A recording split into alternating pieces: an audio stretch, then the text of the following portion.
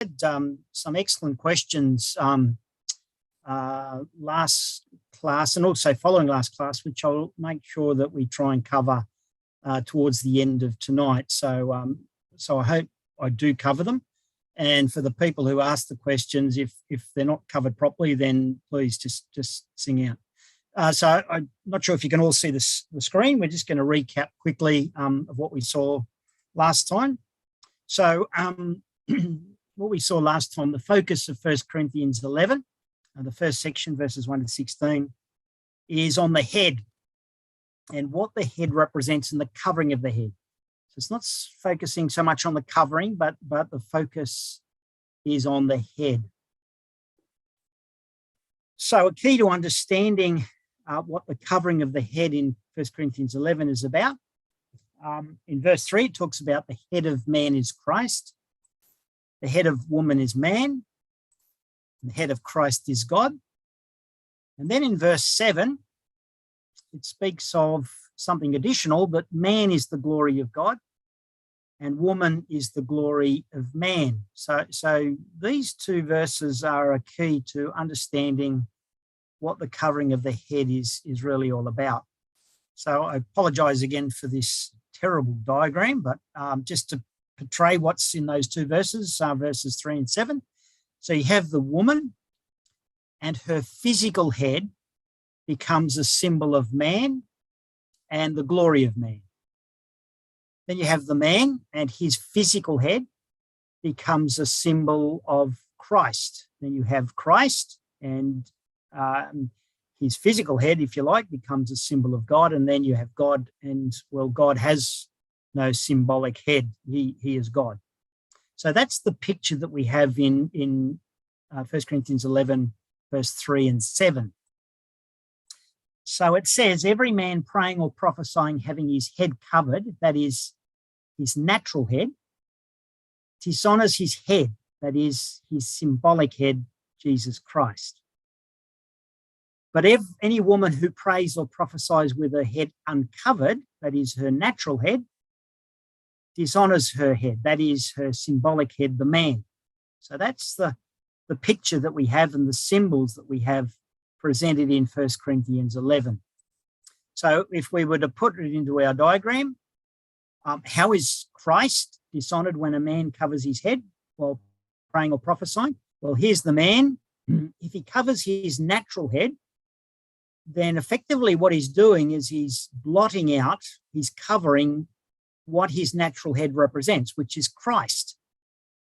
So Christ is out of the picture. And not only is Christ out of the picture, but the glory of God is also covered. And so if a man covers his head while praying or prophesying, that's the picture that's presented. And when you look at what's left over, well, if you have a woman who doesn't cover her head in the Ecclesia, then, well, you've got man as being the head and the glory of man, and that's where the focus is. So the symbolic outcome if a man covers his head while praying or prophesying, it signifies that Christ isn't the head of the Ecclesia. Instead, Christ is concealed and demoted. He's covered. And God's glory also isn't the focus of the Ecclesia. It's concealed and it's devalued. So that's the picture that's presented by these symbols. So how is a man dishonoured when a woman doesn't cover her head while praying or prophesying? So here's the woman. Remember, her natural head is a symbol of man. So if she doesn't cover her head while praying or prophesying, then what you have is you've got man uncovered, and you've got the man here, and his natural head is Christ. So in effect, you've got this competition of headship between Christ and man. And not only competition between man and Christ in terms of headship, but you've got a competition between the glory of man and the glory of God. And that's why it is dishonouring, because of the picture that's presented. So the symbolic outcome, if a woman doesn't cover her head while praying or prophesying, it signifies that man, not Christ, is the head and focus of the Ecclesia. A man, not Christ, is the one to be elevated in the Ecclesia. Man's glory, not God's glory, is something to be promoted in the Ecclesia. In fact, man and man's glory doesn't need covering. And within the ecclesia, the man is competing with his head, that is Christ, and man's glory is competing with God's glory. And as we saw last time, that was a major issue that was going on in the Corinth Ecclesia, where you had this competition of headship. You know, I follow Paul, and no, Peter, no, Apollos, he's the leader, he's the head. And it was all about the glory of individuals at the expense of the glory of God. And so that was a major problem that was happening in the Corinth Ecclesia. So the covering of the head, as we saw last time, this subject has nothing to do with just the customs and social practices of Paul's day. And we're going to see that particularly tonight in terms of some of the references Paul uses to support what he's saying. It's not talking about male supremacy and female subjection or inferiority. In fact, I think what we're going to find is quite the opposite. It's not about dress standards. It's not simply referring to modest appearance and behaviour when worshipping God. It's not referring just to husbands and wives, and it's only relevant to husbands and wives and not to men and women, brothers and sisters in the ecclesia. And it's not just simply talking about hairstyles and why men shouldn't have long hair or the merits of women having long hair versus short hair. It's nothing to do with those things, I would suggest. So verse 5 of 1 Corinthians 11 says, any woman who prays or prophesies with her head unveiled dishonours her head. It's the same as if her head was shaven. So what's the extent of dishonour that's caused when a woman, a sister in the ecclesia, prays or prophesies with her head uncovered or unveiled? Well, what Paul does here is he uses a simile.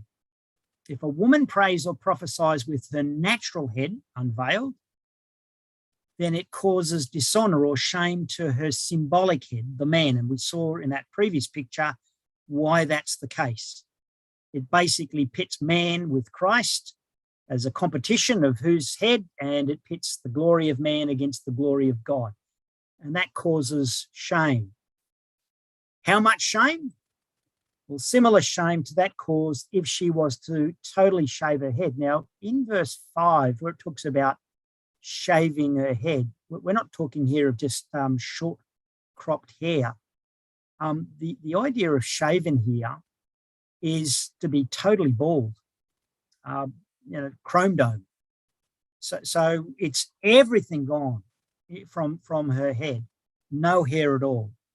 And if that was to cause her shame to do that, then Paul's saying, well, that's the sort of shame, the sort of dishonour that's being caused if she doesn't cover her natural head when she prays or prophesies, because that's the dishonour that, in effect, it brings upon her symbolic head, the man.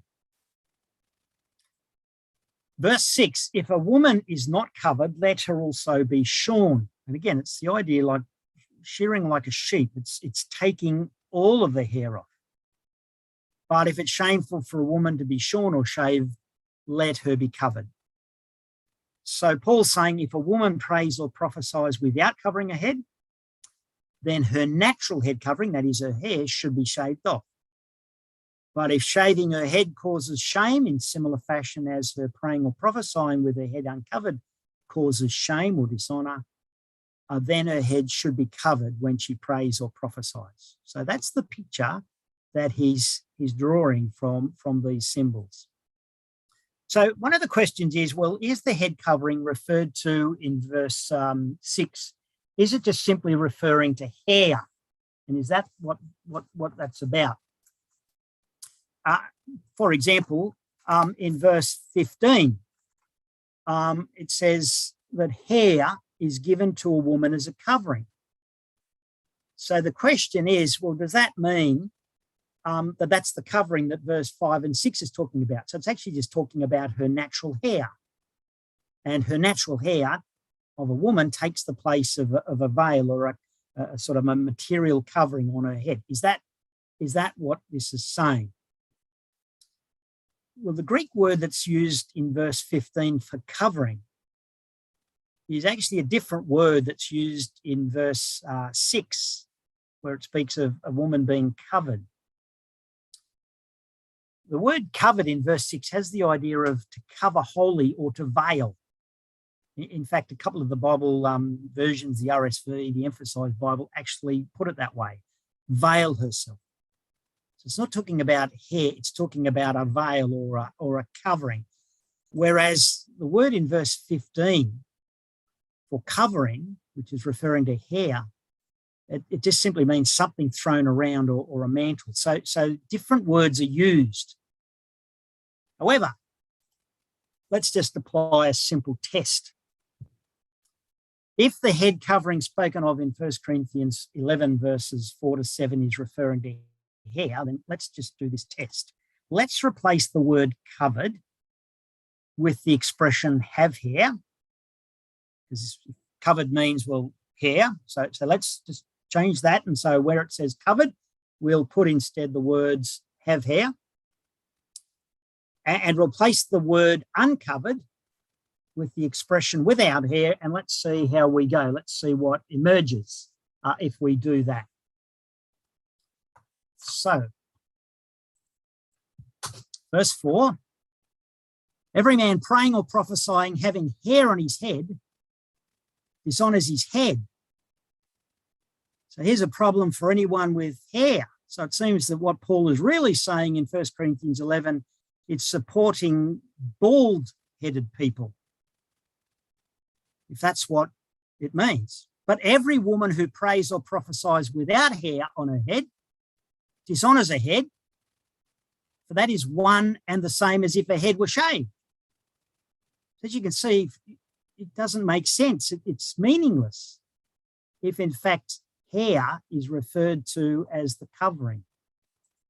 For if a woman have not hair, then let her hair also be shorn, which is impossible. But if it's shameful for a woman to be shorn or shaven, let her have hair.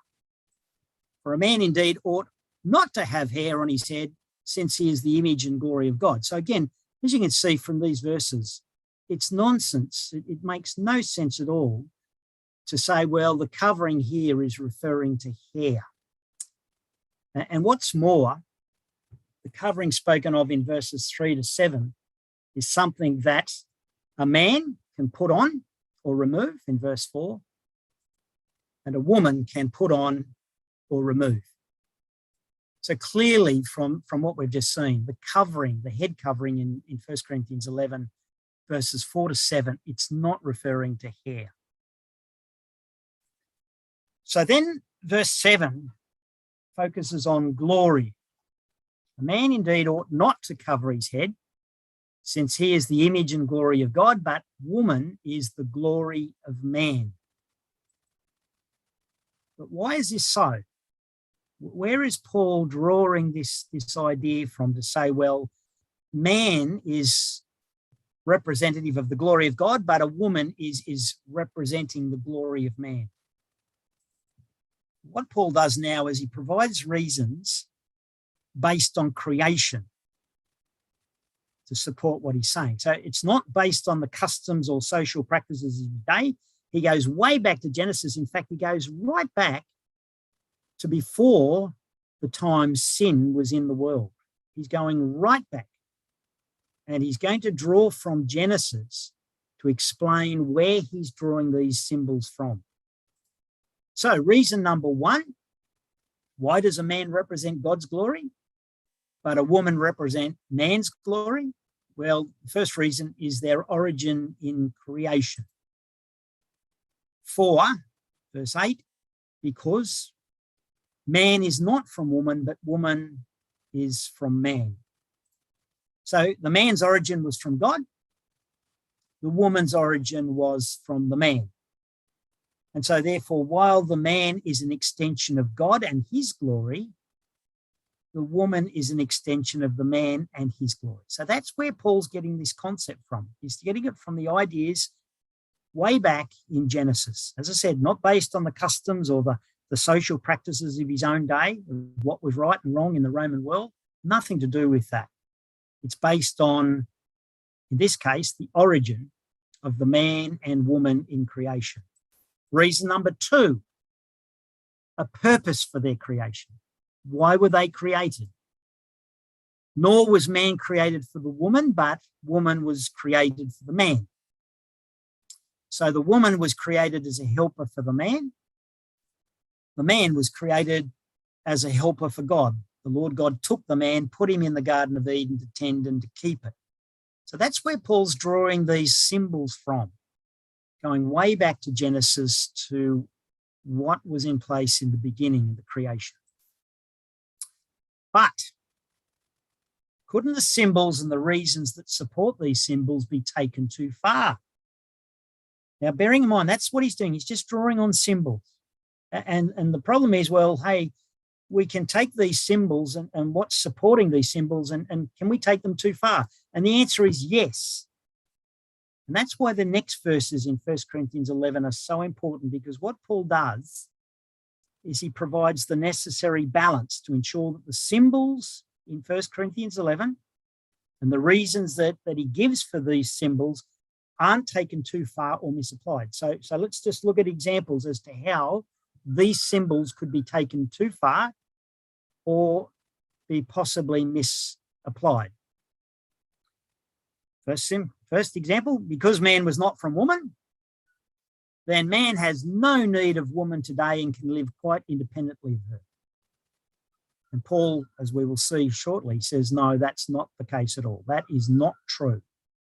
Man depends on woman. It's not a matter of, well, man has no need for woman. Because woman was created for man and he's her head and glory, then a man can treat a woman however he likes. And that's one way these symbols could be misapplied. And Paul's saying, no, that is not what this is about. That is not correct. Because woman was created from man, she has no need of God and isn't important to God. She's only important to man. And again, that's not correct. So you can see the symbols can be taken too far and the balance can be lost. And that's why these next verses are so important, because Paul balances out what the symbols mean to make sure that they're not misapplied. Because he says in verses 11 and 12, nevertheless, neither is man independent of woman, nor woman independent of man in the Lord. It's not as if they just go their own separate ways and they're totally independent of each other. They don't need each other. No, Paul says they do in the Lord. It's absolutely critical. For as the woman was from the man, even so the man also is through the woman. In other words, men today are born of women. If there's no women, then there's no men. But all things are from God. In other words, both genders need each other and both genders need God. So you see how he balances this out. Don't take the symbols to an extreme. Don't misapply them. Keep the balance. And so that's what Paul is doing in these verses. Then we come to verse 10, and this is a challenging verse because it talks about the angels. And the question is, well, where do the angels fit into all of this? They're not mentioned in verse 3, and then they just pop up in verse 10. This is what verse 10 says. For this reason, the woman ought to have a symbol of authority on her head because of the angels. And we say, well, what's this all about? Where do the angels come into it? Why introduce them? They're not in verse 3. What's the point? What does this mean? Well, firstly, don't forget what the woman's natural head represents. So we always got to go back to the key of unlocking this. Verse 3, it represents her symbolic head, the man, and her natural head, verse 7, represents the glory of man. So just bear that in mind, because those symbols apply right across what Paul is talking about here in the first 16 verses of 1 Corinthians 11. Secondly, notice the word authority, or I think if you've got a King James version, it's power. So notice the woman ought to have a symbol of authority on her head, a symbol of power. Now, people look at that and say, there you go. So what this is all about is subjection. She's got to be under authority. Someone's got to be over her, having authority over the woman. That's what this is about. Well, let's have a look at this word authority, because it's very interesting. This is what it means. the word authority or power, where it says that the woman should have authority on her head. It has the idea of a privilege or a force. Freedom to exercise one's mental or physical powers, usually translated in the New Testament as authority or power. Translated in 1 Corinthians as power, liberty, authority. Other uses in the New Testament include the right or a jurisdiction. You look at these meanings, and what you find is that this idea of authority or power, it has positive overtones. It's not negative. It's talking about things like having a liberty, having a right, having a jurisdiction, having a power on her head. In other words, it's a positive thing. It's saying when a woman covers her head in the Ecclesia, it's like a power. It's a liberty. It's a right that only she has. And we're going to see the reason for that in terms of what this symbol is teaching. It's not a negative thing. It's actually a positive thing. Even though sometimes people look at the covering of the head as a negative thing and being anti-woman and being sexist. Well, it's actually the opposite. What about the angels? We still haven't dealt with that. Where does the angels fit in? And also, where does Christ fit in? Because, well, verse 10 doesn't talk about Christ, it's just the angels. So the woman ought to have a symbol of authority on her head because of the angels. Is this simply a reminder that angels are present as unseen witnesses in the Ecclesia? There's a couple of verses there that indicate that. Or that it was through the angels that God created man and woman back in Genesis, and therefore that's a further reason why the custom of 1 Corinthians 11 should be maintained. Is that the reason? Well, it's interesting. You notice it just simply says, because of the angels. It doesn't say, because the angels are present, or because of the angels at creation. It just simply says she has this power, this authority, this right on her head because of the angels. So is it just a reminder, as we've got there? Is that all there is to it? Well, maybe, but perhaps there's something more to it. And I just offer this as a suggestion. What words are used in 1 Corinthians? Well, you notice the words that are used are words such as head, dishonour, and glory. So they're key words that come out of this section of Corinthians.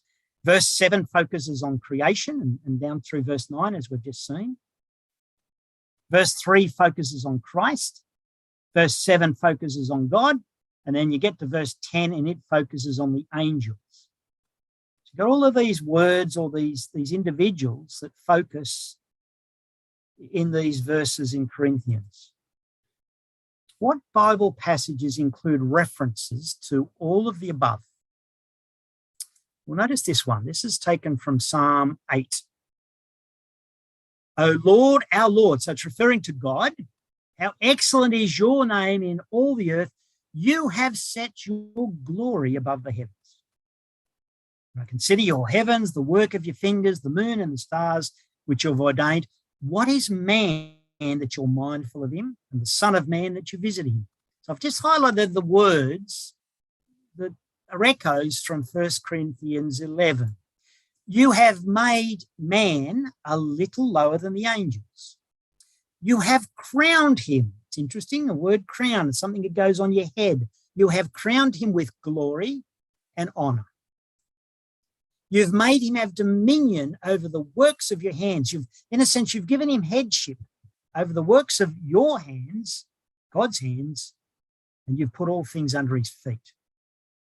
So what's this about? What's Psalm 8 about? Well, Psalm 8 is referring to creation, and that in the beginning, man was given dominion over all creation by God. Unfortunately, sin intervened. However, even at creation and before sin entered the world, what Psalm 8 is telling us is that man was made a little lower than the angels. So way back in the beginning, before sin came into the world, man in creation was still made a little lower than the angels. So where else is this psalm quoted? In what context? Well, let's just have a look at two passages in the New Testament where this psalm is used and how it's used. First one, Hebrews 2, verses 5 to 7. For he, that is God, has not put the world to come of which we speak in subjection to angels. It's interesting, isn't it? He's talking about the world to come, and he's saying that won't be in subjection, that won't be controlled by angels. But one testifies in a certain place saying, what is man that you're mindful of him, or the son of man that you take care of him? And here's our quote from Psalm 8, you made him a little lower than the angels. You've crowned him with glory and honour. You've set him over the works of your hands. You've put all things in subjection under his feet, but now we do not yet see all things put under him, but we see Jesus, who was made a little lower than the angels for the suffering of death, crowned with glory and honour, that he, by the grace of God, might taste death for everyone, in bringing many sons to glory. So let's just summarise what we have in Hebrews 2 in the verses we've just looked at, verses 5 to 10. What Hebrews is telling us is that Jesus took on the role that Adam failed to perform in the beginning.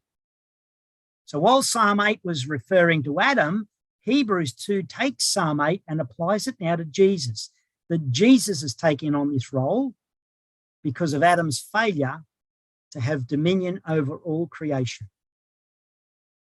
Jesus too was made a little lower than the angels so that he, as the Son of Man, could fulfill the role of destroying what Adam introduced, which was sin and its effects. However, after his victory over sin, Jesus, no longer just as the Son of Man, but now as the emphasis being on the Son of God, he became so much better than the angels. So notice that. Originally, Jesus was lower than the angels, just like man was at creation. But now, because of his victory over sin, he's been made so much better than the angels. So I know that was a lot to take in, but let's just go to my ridiculous little diagram and let's just try and plug in all this information into our diagram and see what comes out. So here's our diagram. Now, where are we going to put the angels? Because they're now in the picture. Well, we'd have to put the angels here because man is lower than the angels and Christ is now greater than the angels. So that's where Christ sits. He's here. Man is over here and the angels are here. How does this explain what Paul is talking about in 1 Corinthians 11, verse 10? Why is it that this explains even further why a woman, when she prays or prophesies, should cover her natural head, which symbolizes man? Well, let's have a look at the picture. You see, if a woman doesn't cover her head while praying or prophesying, what she's effectively doing is she's putting man at the same level, the same headship as Christ. But you can't do that because, well, man is lower than the angels and Christ is now greater than the angels. The angels are here. You can't do that. Why can't you do that? Why can't you have man at the same level as Christ? In the words of 1 Corinthians 11, verse 10, because of the angels. You see, the pattern and the order in verse 3 is totally distorted because you're putting man at the same level as Christ, and yet you can't do that because of the angels. Christ is now over here. The angels are here. So one further use of Psalm 8, and again, notice the echoes in terms of our topic of the covering of the head. God put all things under Christ's feet and gave him to be head over all things to the Ecclesia. Isn't that amazing? It takes Psalm 8 and it applies it to what this topic is about, the fact that Jesus is head of the Ecclesia. And that's the very lesson the covering of the head seeks to remind the whole Ecclesia. Christ is the head. And as a result of the supremacy and headship of Christ, well, the outcome's assured. Now, remember what we saw in Hebrews 2, verse 5? What's the outcome? God has not put the world to come in subjection to angels. Why not?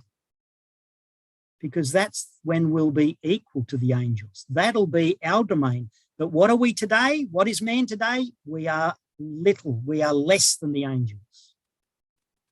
It's not until the kingdom age that we'll be equal to the angel. So until that happens, the pattern of 1 Corinthians 11 needs to be in place. And that's how verse 10 helps to reinforce that message. So a further reason that Paul gives as to why a sister should cover her head while praying or prophesying. Verses 13 to 15, judge among yourselves, is it proper for a woman to pray to God with her head uncovered? Does not even nature itself teach you that if a man has long hair, it's a dishonour to him, but if a woman has long hair, it's a glory to her, for her hair is given to her for a covering. Here's a further reason Paul gives. So you notice from those verses that a woman's hair is given as a covering. It's not the covering of verse 5 to 6, as we saw earlier by applying our little test. It's given to her as a covering. You notice also in those verses it talks about the fact that long hair is a natural glory to a woman. And again, this reinforces the symbol that her head, her physical head, signifies the glory of man, as we saw in verse 7. But I guess the question is, what's the point of these verses if they're not teaching that a woman's hair is a substitute for the head covering? Why include this? What's the point, Paul? What are you trying to say? What Paul's simply doing is he's drawing an illustration from nature, and by nature, it's just the natural characteristics relating generally to men and women, to reinforce the appropriateness of a woman covering her head when praying or prophesying. Just as a woman's hair, which generally is longer than a man's hair, acts as a natural cover or a natural mantle to cover her head, so it's proper that a woman wears a material covering or a veil, for example, over her head when she prays or prophesies. And that's the point that Paul is drawing. He's just simply using an illustration from nature to support what he is saying. And a further reason he gives in verse 16 for the covering of the head, if anyone wants to be contentious about this, we have no other practice, nor do the Ecclesias of God. So it's clear that this was starting to become an issue in Corinth, particularly when it came to sisters praying or prophesying. And that's why he deals with it as he does. But he says here, if you want to be contentious about this particular practice, this custom that we're talking about in 1 Corinthians 11, well, we have no other practice, neither do the Ecclesias of God. So in other words, both we, that is the apostles, and the first century Ecclesias, and you notice that, it's not just the Ecclesia, it's Ecclesias, not just one Ecclesia. They had no practice other than that's outlined in 1 Corinthians 11 in verses 4 to 6. So what's the application of this custom or this practice today? Well, as we said last time, and we just need to be very honest, I think, with this, the application of this custom was very explicit in terms of what Paul's talking about. It's when praying or prophesying. And as I suggested, the reason Paul is dealing with this is because it's now just becoming an issue in the Corinth Ecclesia. And it was becoming an issue when they were praying or prophesying. And that's why he's just focusing on praying or prophesying, because, well, that's where the problem was just starting to emerge. And he's trying to address it early. And that's what we have in 1 Corinthians 11. But it's very specific, praying or prophesying. Prophesying involved the Holy Spirit gift of prophecy, which was primarily given to benefit and edify others in the Ecclesia. It wasn't a personal benefit. In other words, when a sister in the Ecclesia was prophesying, it wasn't just to herself. She wasn't just sort of doing it internally. This gift from 1 Corinthians 14 makes it very clear This gift was to help others, which means that we don't have this Holy Spirit gift in the Ecclesia today. And therefore, and as I said, we just need to be very honest with this. Otherwise, I just think we get into trouble and we create problems because we make things say what they don't say. There won't be a direct fit between the circumstances and the particular issue Paul is addressing in 1 Corinthians 11 and today. And we need, I think, just to acknowledge that. There is no direct fit. However, does that mean that the covering of the head doesn't apply to ecclesial life today? Well, while the application of 1 Corinthians 11 and verses 1 to 16 today may be an indirect fit, when you think about the principles that are being taught by the covering of the head, well, they're just as important to ecclesias today as they were then. And this is the key: providing the principles are understood. This is not about rules. This is not about setting, this is what we do. This goes into our constitution. This is a rule. It's not about that. The real key to this topic is understanding what this principle is about. What is it teaching the ecclesia? Now, do we have examples in the Bible of an indirect fit today, and yet the principle still applies? And the answer to that is yes. I'll give you just one example, Matthew 5, verse 23 to 24. Notice what it says. If you're presenting your offering at the altar, and there you remember that your brother has something against you, leave your offering before the altar, go your way, first be reconciled to your brother, and then come and present your offering. So what we've got here is a practice that, well, we don't do this today. We don't take an offering, a physical offering, to a physical altar, as they did in Jesus' day. But the principle of this still applies, even though the actual practice, there's no direct fit, because what this is saying is, hey, look, before you go to God and you've got a problem with someone else, then deal with that problem with the other person first. Get that sorted and then come back to God. That's the principle.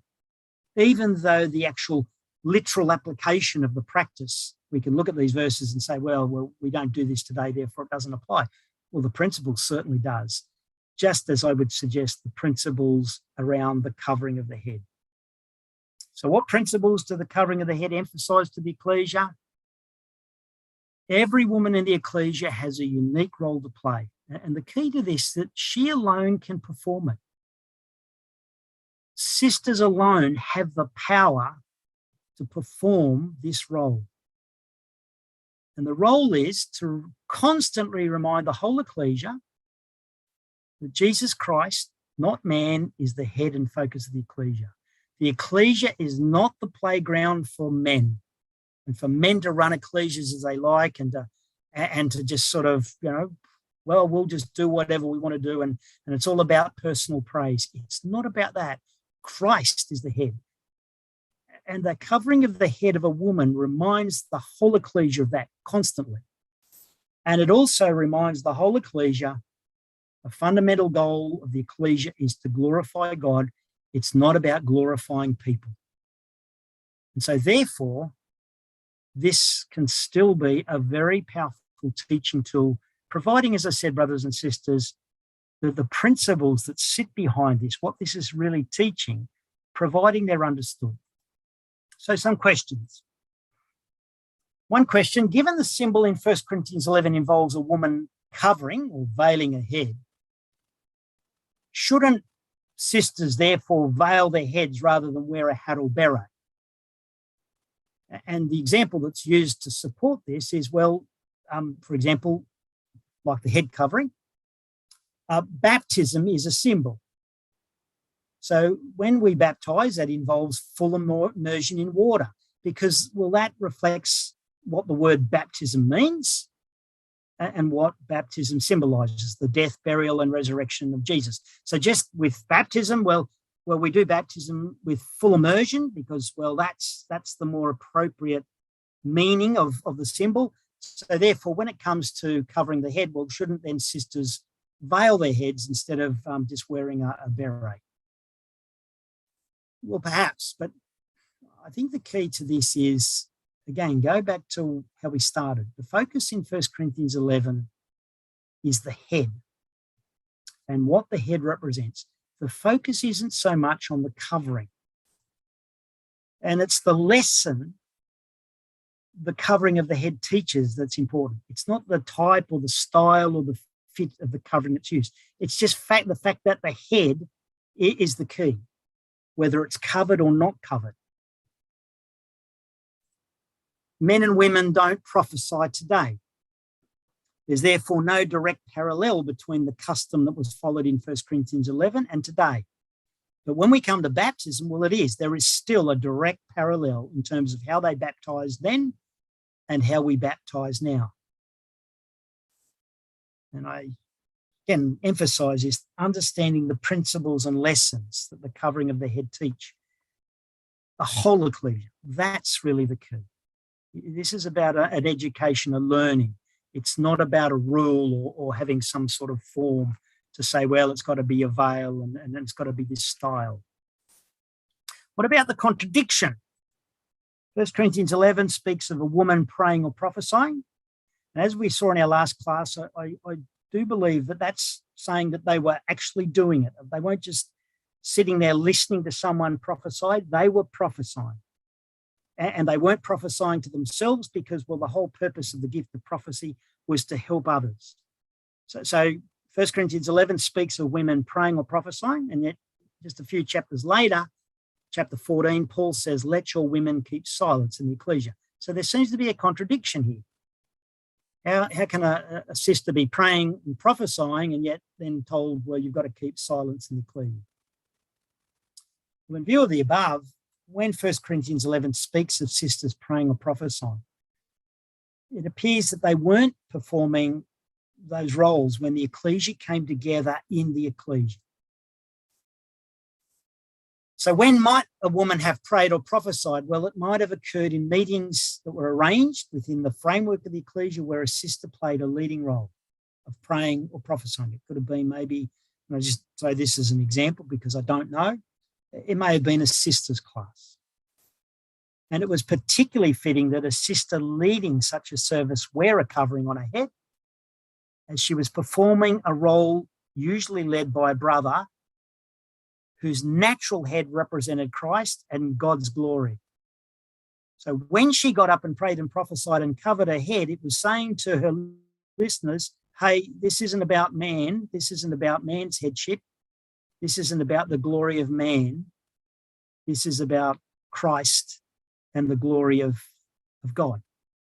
And as we've said, headship and glorying was a specific challenge that was happening and impacting the Corinth Ecclesia.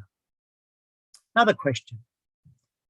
Is there a link between covering the head and what Rebecca did in veiling herself when she met her husband to be Isaac in Genesis 24? When you have a look at Genesis 24, the circumstances there are quite different to 1 Corinthians 11. And in particular, there's no instruction that's given there to actually follow what Rebecca did when she veiled herself as Isaac went to meet her.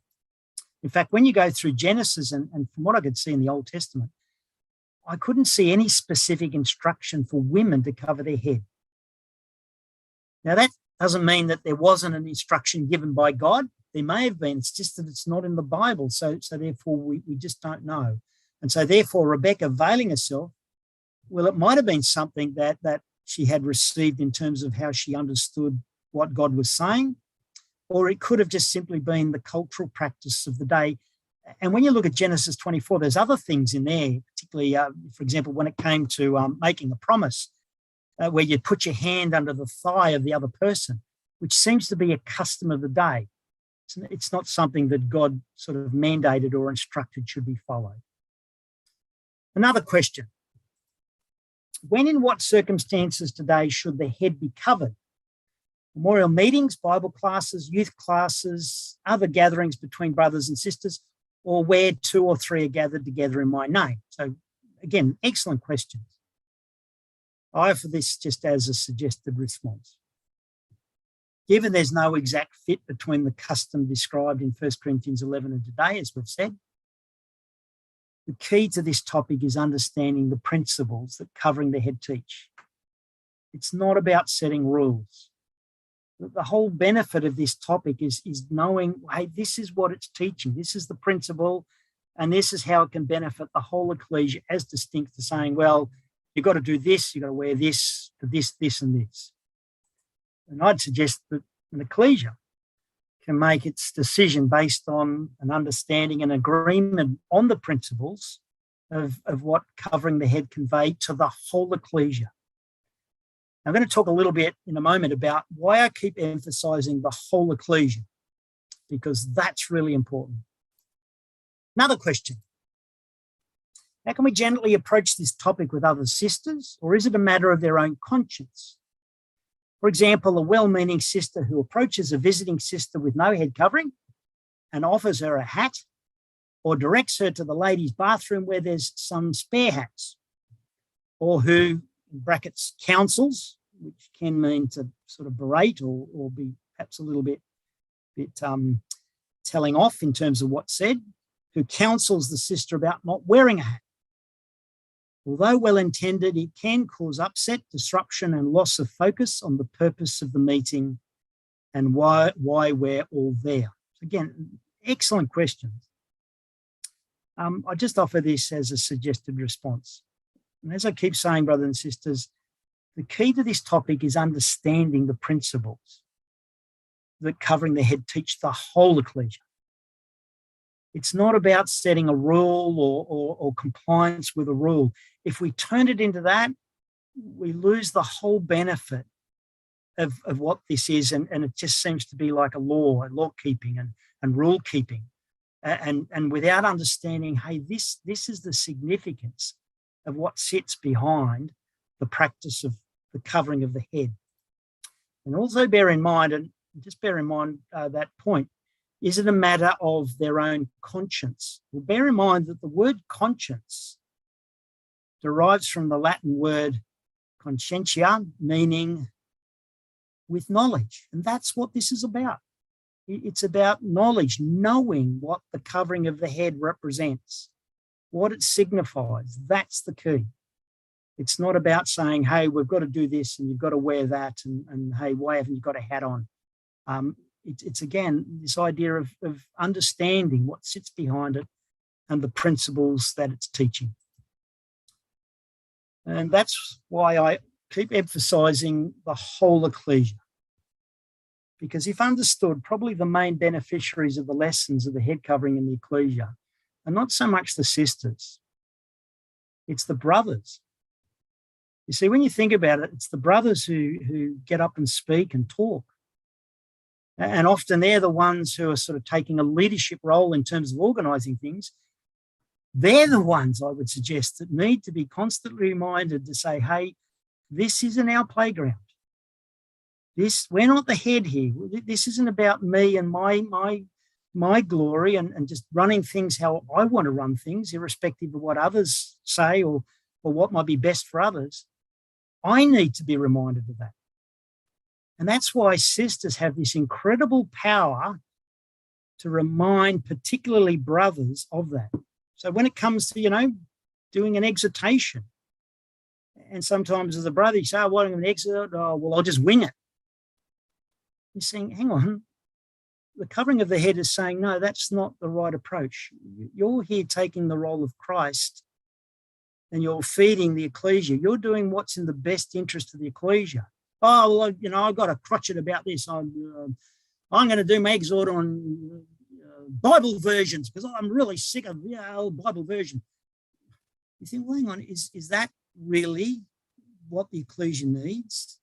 You've got to be in the bonnet about this, and we turn that into an exhortation. And you say, no.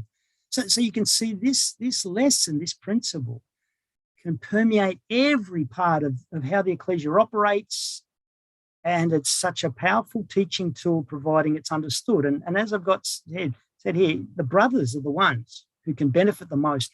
That's why I keep emphasising it's the whole ecclesia that can learn and benefit from this particular custom. One final question, what's this all pointing towards? Is it a salvation issue? If a sister chooses not to wear a head covering, are they acting in rebellion or cherry picking what they will or won't do? Well, I guess I can't really answer the last part of that because I don't know. The only thing that I can judge in terms of why something happens is when I do it, because I'm the only one who really knows what's sitting behind what I'm doing. But is it a salvation issue? Well, I think, again, I just offer this as a suggested response. The salvation issue is understanding, believing, and embracing the principles that the covering of the head signify. One of them is, well, because of the headship of Christ, because of his supremacy, salvation is assured. That's a salvation issue, but it's up to us to sort of take hold on that. And the other salvation issue, well, this is something else that the covering of the head teaches. God's glory will eventually fill not just the Ecclesia, but the whole world. It won't be mankind's glory, it'll be God's glory. And whether we get on board with that and say, yeah, well, I want to be part of that, well, again, it's up to us in terms of our response. So I think that was all the questions. I hope I covered everything. If I haven't, then please let me know. But that is our two classes on the covering of the head. So very happy to hear any comments. Sorry it went a bit long tonight and all of the slides. I apologise. Any questions or comments, very happy to